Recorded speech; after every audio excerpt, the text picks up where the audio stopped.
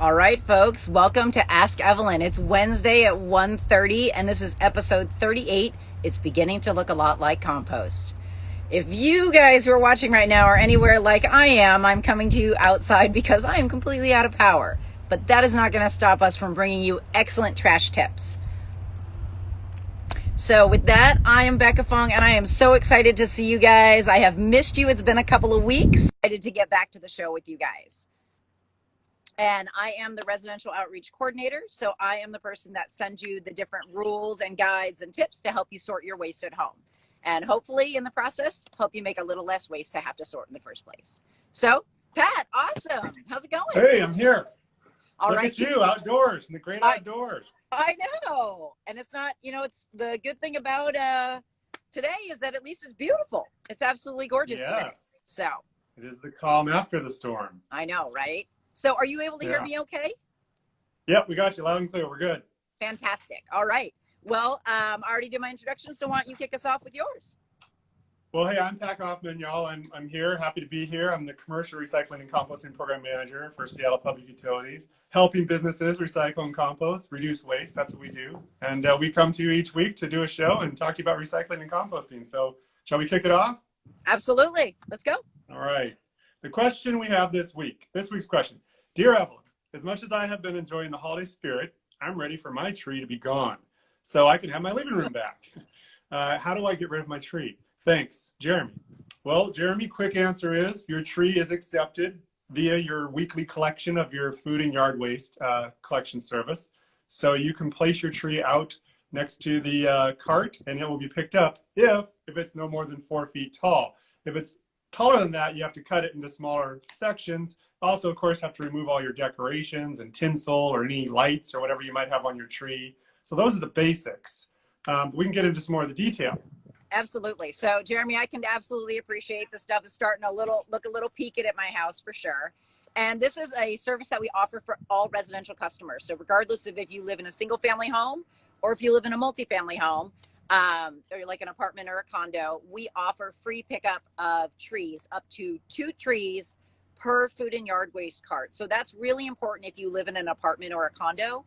You want to check with your property manager to see how many trees are already out, and we will pick up to 2 per collection day through the end of January. So that's kind of a lot of information, but we'll be picking up again through the end of January, and it's up to 2 trees per each food and yard waste cart.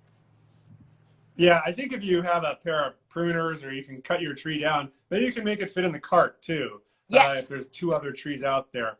The guidelines for the 4 feet length and such are intended to assist the driver in the collection. Some of these trees can be quite large and it's just too much for the driver to handle, or it's too much for the truck to handle. The truck has, limitations on its kind of strength and ability to compact because, these trucks have compaction units built into the truck, and we don't want to have the truck be challenged by a full-on log, as the stump of the tree that just is not, able to get squished in with the load. So people got to be thoughtful about that and be considerate in that respect. And you never know, your tree might be left behind if it's quite large. The driver might say, yeah, no, you're going to need to cut that. So the other option that folks have is they can take the trees and the greens to our drop-off stations. Our transfer stations both have big, huge drop boxes set aside near the parking area, totally accessible to the public. And I think you can bring 2 or 3 trees or something like that to those 3. That's right.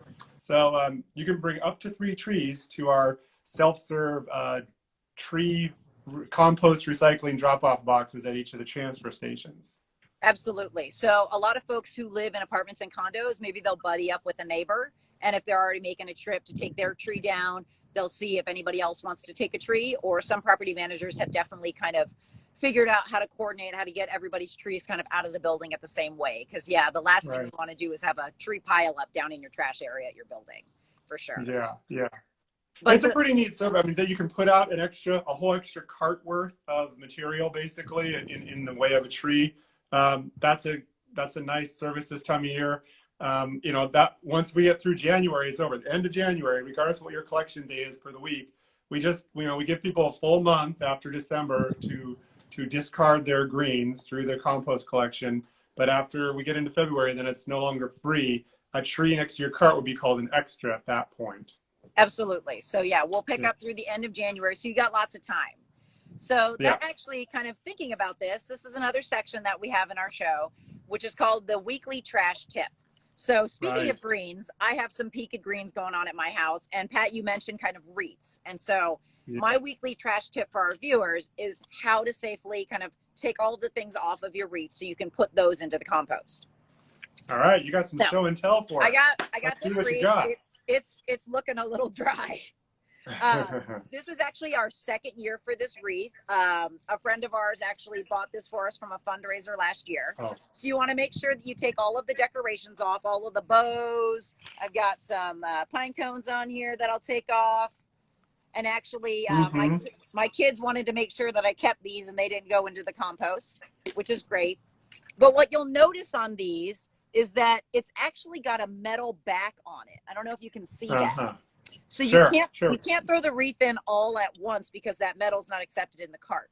But if you look closely, it's pretty heavy wire, but you can just open up these prongs right here and then take the greens out and then put the greens right into your cart. So you can see you can kind of bend these open. And like I said, this is our second year for this wreath. We did this last year and we saved the frame. And then my kids went out and they picked up all these different greens and made this beautiful wreath. So, you know, that's a great tip for folks who are shopping for a wreath to try and to buy a wreath that has that durable, reusable frame behind it, you know. And that's a fun activity to do each year. That sounds great. It is. We've really enjoyed it. And it's just kind of a nice way, you know, we're always talking about how you can simplify your life, how you can use less things. And this is a great way to reuse it, you know, and then you can compost the greens. We'll get at least another year or two out of this wreath frame. And so then you're good to go. But I like the way that has, I was going to say, I like the way that wreath has those rebendable prongs. Sometimes you see a wreath that has a spiral of wire wrapped around. You know, they lay a little green and they wrap another wire and they lay some more greenery and they, you know, the people who make the wreaths. So in those situations, that wire is really it's bad for the compost facilities because of their grinders and chippers that'll get caught up in the gears. So there's no wire, no metal like that should be placed in your compost cart. So in order to compost a wreath that's different than that one, it's more of a one and done wreath. It's going to need to be disassembled, I guess would be the term, clipping away the wires before you can put the greens in the cart. Totally. Yeah. And, you know, I mean, we kind of explained this to you, and the 4-foot rule. I know you had a tip for some folks who were trying to break their trees down. Yeah. There's a method to the madness, right? We want to make sure that we're able to process all this material as quickly and efficiently as possible so we can keep offering awesome services to you guys. So Pat, lay your weekly trash tip on us. Well, so my tip has, you know, mostly to do with that, the size of things. It's really cutting them into 4-foot lengths, the lengths of trees. That goes throughout the year, though, too. Oh, yeah, absolutely. I know it's a chore.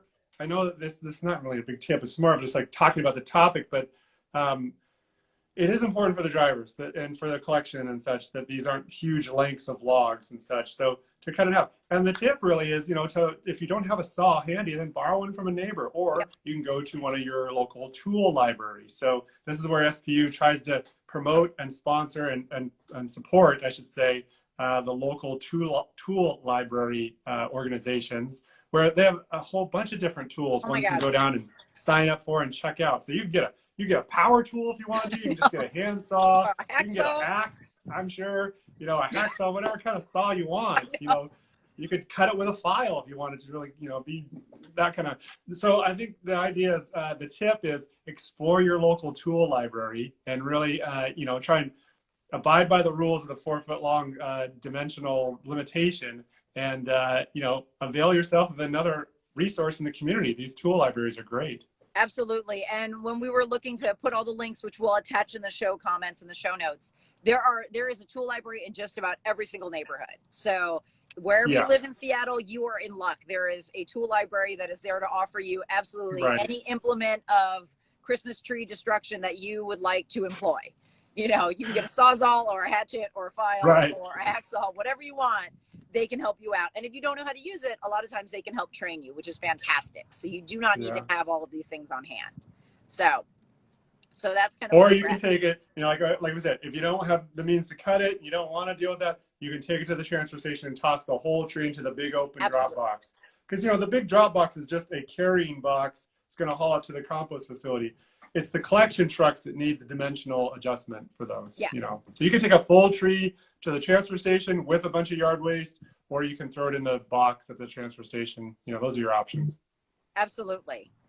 And one tip we wanted to give you, I mean, because I'm broadcasting outside, because I'm currently out of power, tis the Yes. season, right? We've got a lot of weather coming in, and, weather does impact our collection services. Not often, Yeah. it's often snow and ice, but we do have some impacts.